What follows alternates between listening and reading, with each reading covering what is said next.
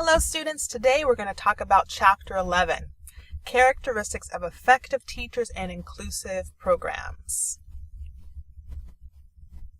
Hopefully this will be many of you someday, if you're not already. Let's take a look at our objectives. After reading this chapter, you should be able to. Here are the things that I want you to think about before you read the rest of the chapter. First is discuss the role of the early childhood teacher as a member of the team. What do you already know or think about this concept? Second, highlight the applied developmental approaches and discuss developmental practices. So again, reflect on your prior knowledge about these concepts. Finally, list 8 or more characteristics found among effective teachers of young children in inclusive programs. Think about what you already know about these items. Once you read along in the chapter, you will add to your existing schema and you will be able to build and elaborate on your knowledge. You'll be able to clarify any misconceptions and build with specific examples and elaborate on your knowledge. And so this will help you to retain the information. So I highly encourage you at the beginning of each chapter, read the objectives first, think about what you already know about them before reading on, and then revisit them at the end, which we will do at the end of this PowerPoint slide. Revisit these objectives and see what new information can be added. All right, so teachers as a member of the team. Teacher training and child development is a must. I'm sure we can all agree there. We need to understand the similarities among all children and respect the ethnic, racial, linguistic, and cultural diversity of the community. Create learning experiences that are culturally sensitive, and this is very, very important. Here at West, we have a class, Child Development 42, which talks about teaching in a diverse education setting. So that's a great class. I highly recommend it, and it's something that I think is really important for us to consider, especially living in a very heterogeneous community as Southern California, is to really be reflective of how we are meeting the needs of our diverse student population. We also need to understand the variety in children's abilities and needs. Children are unique as are adults, and so we need to treat them as such. Work as a team to meet the unique needs of children. What are some teacher concerns? Teachers feel unprepared to work with children who have disabilities. I know, for example, way back in the day when the dinosaurs ruled the earth and I took my teaching credential classes, there was only one class related to special education that was required in the credential program. And while I do acknowledge that a lot of what we know and do as educators is learn on the job anyway, I do feel like more training is needed for a teacher to enter into a teacher credential and earn their credential, that there should be more training, more education relating to working with children with special needs. There are supports available to help teachers. Teachers need to want to seek out information to help them help the child with disabilities. And the more informed the teacher is, the better prepared that the teacher will be for the classroom. So these are just some concerns that teachers have about the extent to which they feel prepared to work with unique student populations.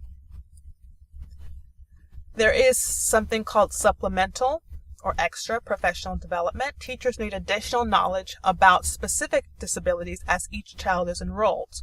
So if I've never had a child in my classroom with Fragile X syndrome, or I've never had a child in my classroom who had selective mutism, so what do? There needs to be extra training and resources available to help me know how to best address the needs of that child.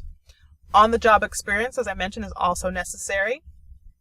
There are state support agencies that have resources available to help teachers learn about the different disabilities.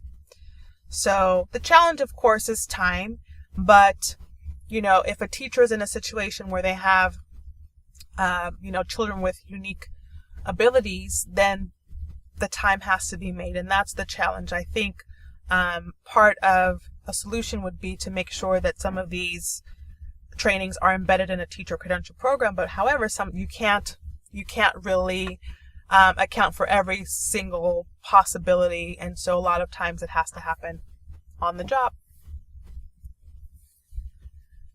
All right, teachers as members of a team, teacher and program self-evaluation. Teachers and program staff must be willing to examine their own program and evaluate where changes might need to be made. So those changes might need to occur in the physical environment, in the way that communication is sent out to families, assessment and curriculum, and then strategies for promoting positive behavior. So this requires, again, it says willing. So this requires that the teachers and their staff are willing to examine their program and to evaluate, hey, this is an area where we are strong, but then here are some areas that we need to work on improving to best meet the needs of our students and their families. A child is a child. Sounds simple, but it's pretty meaningful. Teachers need to view each child as a child. Blaming a behavior on a disability is unfounded.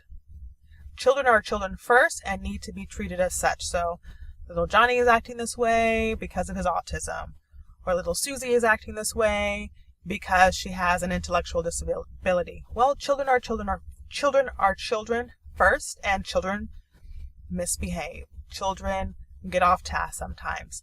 Children have difficulty controlling impulses sometimes. So first and foremost, remember that these are children and we have to treat them as such and support them accordingly. Review of developmental principles. Well, there are developmental sequences, and that's the great thing that you're taking child development classes, that you can learn about these sequences. Understanding that a child moves through skill sequences is more important than knowing how far a child is behind or ahead. So knowing that these sequences exist is more important than knowing how far ahead or how far behind a child is. And then there's interrelationships among developmental domains. So recognize that the whole child needs to be taught. Not just one developmental domain should be the focus of instruction. So the whole child. So the physical aspect, cognitive, social, emotional, psychological, all of those. That's compiles the whole child. Developmental inconsistencies. This is when a child seems to be progressing, then begins to slow or regress. And I know that very well. That's what happened with Colson. He was always delayed. He was able to sit up a little bit after 1. Right before his 2nd birthday, he began to start crawling. And then by about 2.5, he was cruising. And we thought, great, by the time he's 3, he'll be walking, hopefully. But unfortunately, because of his genetic mutation, at age 2.5, he started to have really severe seizures. And so he regressed and lost all of that progress. So now we're kind of starting all over again.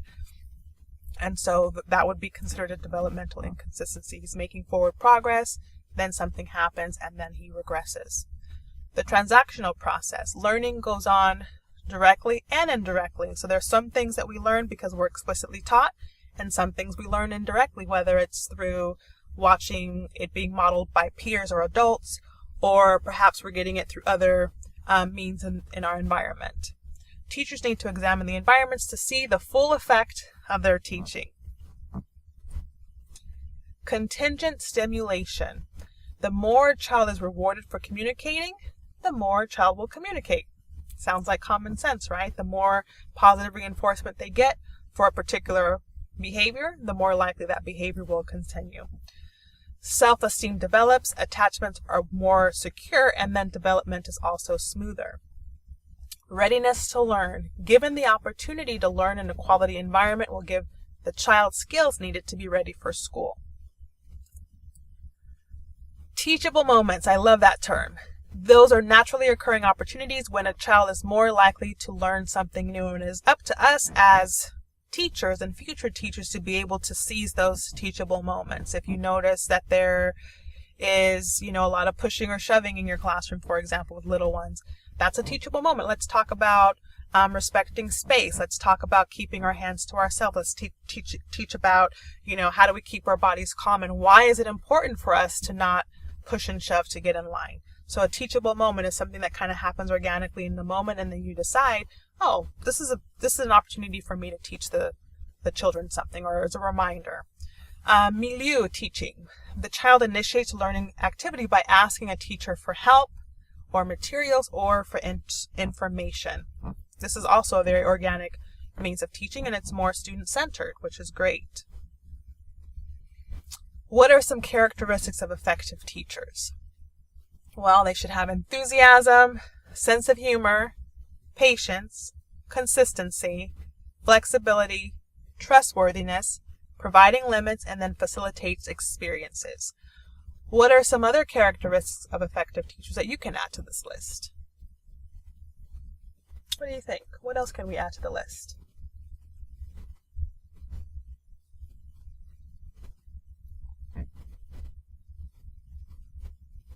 Food for thought. And then think about these different areas that you feel are your strengths and then areas that you think maybe you can work to continue to develop. And then the teacher as mediator. The teacher is the mediator between the child and the environment. The teacher decreases support as the child is ready for more independent learning, also known as scaffolding. All right, so now that was fast. We're back to the beginning.